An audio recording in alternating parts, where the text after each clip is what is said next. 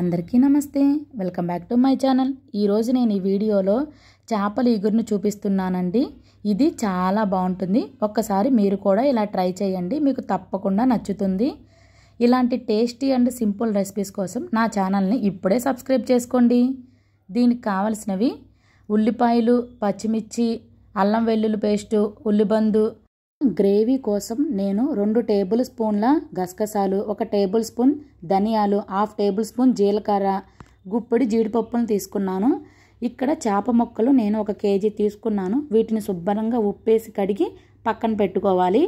ఇక్కడ ఈ చేప ముక్కల్ని మనం మ్యారినేట్ చేసుకుందాము.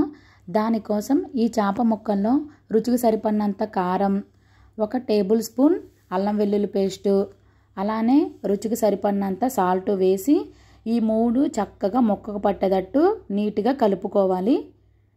ఇలా కలిసిన తర్వాత దీనిని ఒక పావు గంట నుండి 20 నిమిషాలు పక్కన పెట్టుకుంటే సరిపోతుంది. ఈలోపు ఇక్కడ ఆనియన్స్, ఉల్లిబందు, పచ్చిమిర్చిని ఇలా కోసుకుందాం. తర్వాత స్టవ్ ఆన్ చేసి స్టవ్ మీద ఒక కళాయిని పెట్టి దానిలో ఆయిల్ యాడ్ చేసుకోవాలి. ఇక్కడ నాన్ వెజ్ కర్రీ కాబట్టి కొంచెం ఆయిల్ ఎక్కువే పడుతుంది. ఆయిల్ హీట్ అయిన తర్వాత పచ్చిమిర్చి, అలానే ఆనియన్స్ వేసి ఒక్కసారి కలుపుకోవాలి. మీకు ఎలాంటి రెసిపీస్ కావాలో నాకు కమెంట్ చేయండి. ఇంకా ఇందులోనే మనం చిటికెడు పసుపు, సాల్ట్ కొంచెం వేస్తే సరిపోతుందండి, ఎక్కువ అవసరం లేదు. మనం మ్యారినేట్ చేసుకున్నప్పుడు వేసాం కాబట్టి సరిపోతుంది. ఇంకా దానిలో ఉల్లిబందుని వేసి ఒక్కసారి కలుపుకోవాలి. ఇందులోనే కొద్దిగా కరివేపాకును కూడా వేస్తున్నాను. వేసి ఒక్కసారి కలుపుకొని కొద్దిగా వేగితే సరిపోతుంది. ఇంక ఇది వేగిన తర్వాత దీనిలో కొంచెం అల్లం వెల్లుల్లి పేస్ట్ వేసి కలుపుకొని ఈ అల్లం వెల్లుల్లి పేస్ట్ పచ్చివాసన పోయేంత వరకు వేగించుకోవాలి. ఇది వేగేలోపు మసాలాని ప్రిపేర్ చేసుకుందాం. ఇందాక చూపించా కదండి, గసగసాలు, ధనియాలు, జీలకర్ర, జీడిపప్పు. ఇంకా ఇందులోనే నేను ఒక చిన్న ఉల్లిపాయను కూడా ముక్కలు చేసి వేసుకుంటున్నాను. ఇంకా ఇందులోనే కొంచెం వాటర్ యాడ్ చేసుకోవాలి. ఎక్కువ అవసరం లేదండి, కొంచెం యాడ్ చేసుకుంటే చిన్న గ్లాసులు సరిపోతుంది. ఇంకా దీనిని మెత్తగా పేస్ట్ లాగా ఇలా మిక్సీ పట్టుకోవాలి. ఇక్కడ అల్లం వెల్లుల్లి పేస్ట్ కూడా చక్కగా వేగిపోయింది. ఇంకా దీనిలో నేను చేప ముక్కల్ని వేసేస్తున్నాను. ఇలా ముక్కలన్నీ వేసేసిన తర్వాత దీని మీద ఇలా మూతను పెట్టి చక్కగా ఉడికించుకోవాలి.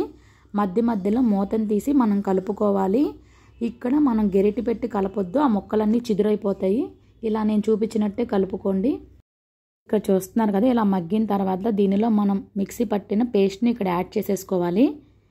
ఇక్కడ ఈ పేస్ట్ వేసిన తర్వాత కూడా మనం గెరిటి పెట్టి కలపొద్దు, వీడియోలో చూపిస్తున్నట్టు కలుపుకోండి. ఒకవేళ ఏ ముక్కన్నా కలవకపోతే దానిని గెరిటితో తిప్పుకోండి. 2 మినిట్స్ ఇది ఉడికిన తర్వాత దీనిలో మనం ఇక్కడ వాటర్ యాడ్ చేసుకోవాలి. వాటర్ ఇక్కడ 1 గ్లాసుడు వేసుకుంటే సరిపోతుంది. ఇంకా దీని మీద మూత పెట్టి మనం చక్కగా ఉడికించుకోవాలి. ఇక్కడ చూస్తున్నారు కదండి, చక్కగా ఉడుకుతుంది కర్రీ అనేది. ఇంకా మధ్య మధ్యలో అలా కలుపుకుంటా మూత పెడతా ఉండాలి. నా వీడియోస్ నచ్చితే సబ్స్క్రైబ్ చేసుకోండి. అలానే ఇక్కడ కర్రీ అనేది చక్కగా ఉడుకుతుంది. ఇంక ఈ స్టేజ్లో ఉన్నప్పుడు ఇంకా మూత పెట్టొద్దు. ఇక్కడ ఒకసారి సాల్ట్, కారం సరిపోయిందో లేదో చెక్ చేసుకోండి. ఒకవేళ మీకు సరిపోతే ఇక్కడే యాడ్ చేసుకోండి. ఇక్కడ గ్రేవీ ఇలా ఉంది. ఈ గ్రేవీ కన్సిస్టెన్సీ అనేది మరీ దగ్గరగా అయ్యేంత వరకు ఉంచొద్దండి.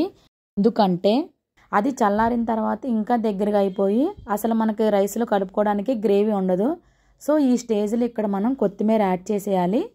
కొత్తిమీర యాడ్ చేసిన తర్వాత ఒక 2 మినిట్స్ ఉడికించుకొని ఇంకా స్టవ్ ఆఫ్ చేసేయాలి. అంతేనండి, టేస్టీ టేస్టీ చేపల ఇగురు రెడీ.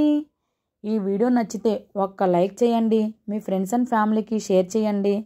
ఇలాంటి టేస్టీ అండ్ సింపుల్ రెసిపీస్ కోసం నా ఛానల్ని సబ్స్క్రైబ్ చేసుకోండి. Thanks for watching. Bye bye.